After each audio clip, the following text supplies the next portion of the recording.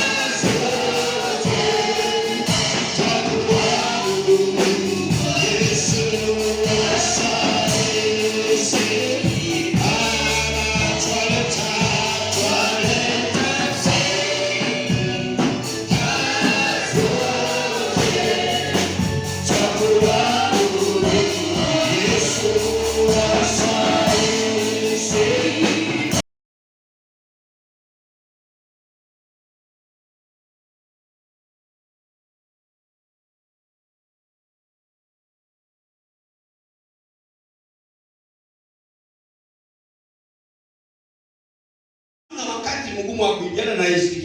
Vile dada yangu amesema, it is true my sister. In fact ni boring. I'm sorry to say so. Ni boring. Ukiwa mtu akipenda kosto, kama umekula vitu za kiroho, unanena na ndimi, unanena na lugha, ukienda huko utalala. Utakuwa boring. Utaboeka kabisa.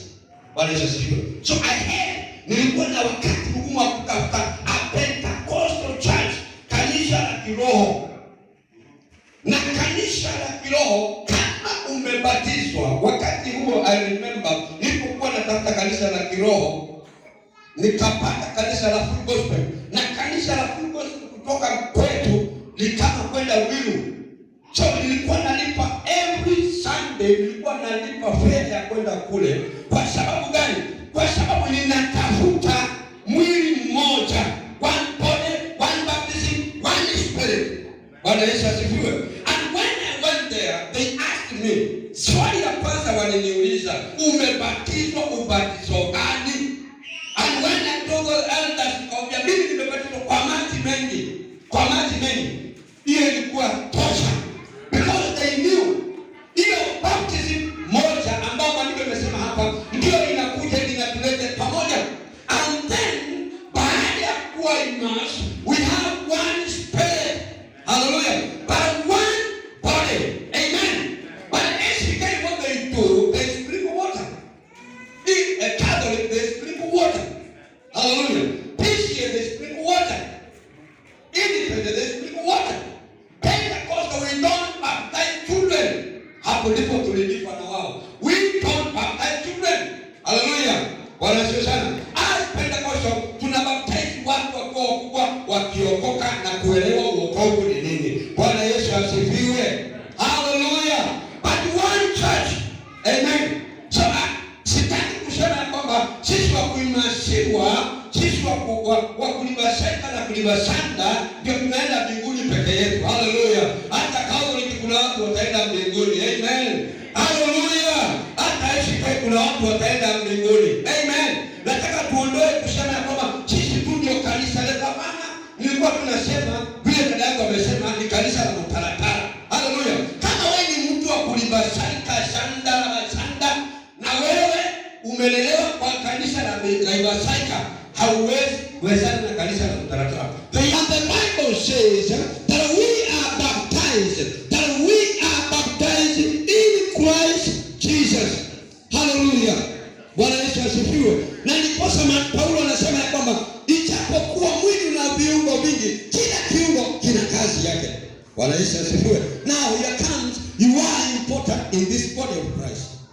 Bwana Yesu asifiwe. So, mwili bila jicho, it is incomplete. Amen. So, mwili bila mkono, it is incomplete. So means you are very important in the kingdom of God.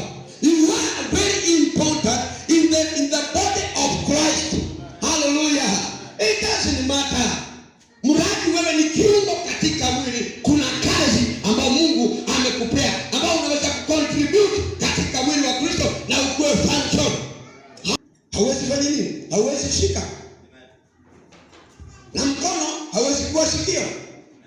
Maandiko yamesema kwamba Mungu alipanga, Mungu ndio alitaka iwe hivyo. Nao Paulo alikuwa anasema ya kwamba katika mwili wa Kristo kuna sehemu nyingi. Inawezekana wewe ni mguu, fanya kazi yako, tembea. Bwana asifiwe sana. Inawezekana katika mwili huu wewe ni jicho, fanya kazi ya kuona. Sitaona, mguu unaweza kuona? Hauwezi. Bwana Yesu asifiwe. Bwana Yesu asifiwe. Na mahali hapo chini anasema kwamba kiungo kimoja kikiumia, the whole body inauma. Kuchikuchi. Hiyo ni lugha ya mtaani. Kuchikuchi. Kukuchi. Kwa sababu ni kuchukua, si ndio? Umechukua kidole, lakini mwili wote unauma. Nimekuwa nikipitia shida ya meno. Jino moja inaniuma, mwili wote unauma. Na nikajino tu kamoja, mwili wote unauma. Ama umekikata kidole, kadole hata kabisa umekikata, lakini mwili wote unauma. Hallelujah. Bwana Yesu asifiwe. Sasa kwa sababu sisi ni viungo katika mwili wa Kristo na Yesu ndiye Bwana wetu,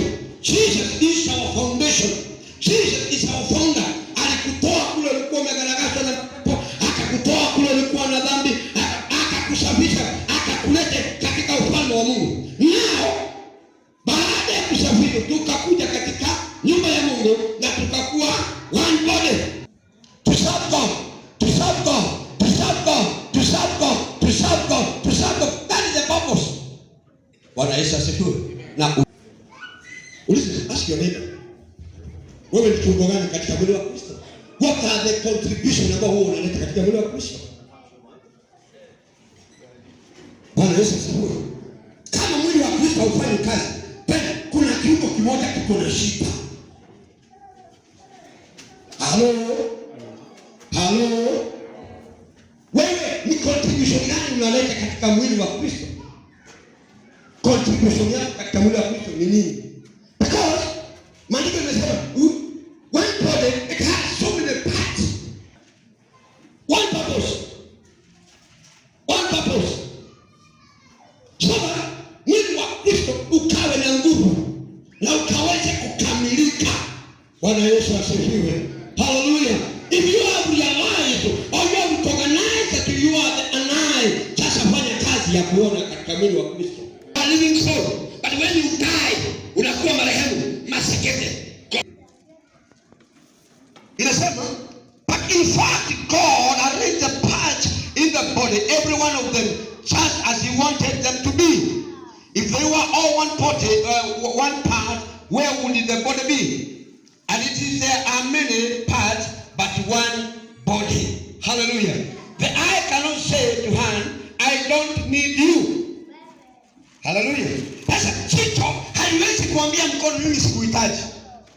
Nao mguu hauwezi ambia mapua sasa sikuhitaji. Hallelujah. Bwana Yesu asifiwe. So hakuna mahali nitajiondoa na Mama Mario, whether he like it or not. Hata kama nimemchukia, itabidi nimpende ili twende mbinguni. Na ndipo sasa maandiko yamesema kwamba kama sikio linaweza sema mimi si wa mwili, basi huwa kusikia. Hakuna. Hallelujah. Bwana Yesu asifiwe. Bwana Yesu asifiwe. Ukisoma hapo chini imesema namna gani? And the head cannot say to the feet, I don't need you. My friend, let me tell you, we need each other more than before. Hallelujah. We need each other more than before. Head cannot tell feet, I don't belong to you. Hallelujah. Ni kama sasa Saradina niambie, kutoka leo mwinjilizi tumeachana. Bwana Yesu asifiwe. Kama Mungu angetaka twende mbinguni, my friends, hatuko tunahubiri tumeenda mbinguni kitambo, lakini ni lazima tuwe hapa kama mwili wa Kristo. Na kusiwe na upungufu wowote.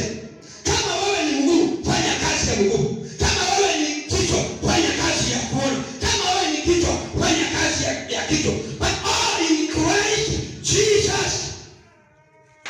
Now, maandiko yamesema hapa,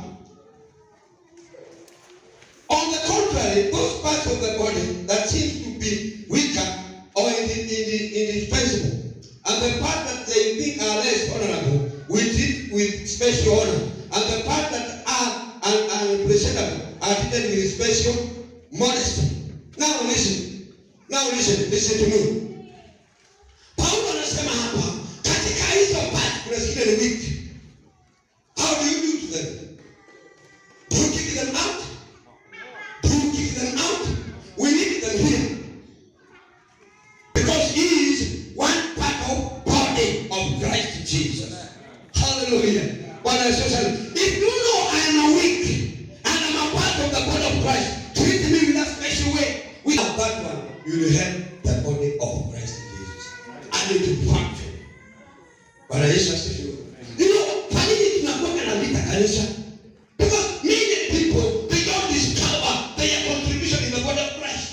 That's why ukiona mtu ameinuliwa unakuwa na kiwaru na kinyongo. And you have everything. You have something. When you born again, when you gave your life to Jesus, that day, there's something special that God given unto you. That day, not now. Long time ago. And where? Preachers inatokea wapi? Because people, they don't understand they are lying. Bwana asifiwe. Uko hapo na wewe ni mwinjilisti hata kuliko. But you cannot preach because wewe ni mtu wa wivu. Yes. Sikiza ninasema. presentable parts need no members of the body, and has given greater honor to the parts that lack it, so that there should be no division in the body, but that parts should have equal concern for each other. You see now the division. You see now the division? Katika mwili. Hallelujah. You see now the division? You see now the division? So that the parts should have equal concern for each other. So every part of the body is very important. So don't think that you are special than me, or you think that you are special more than you think you are so special than Eunice, or you think Eunice is not so special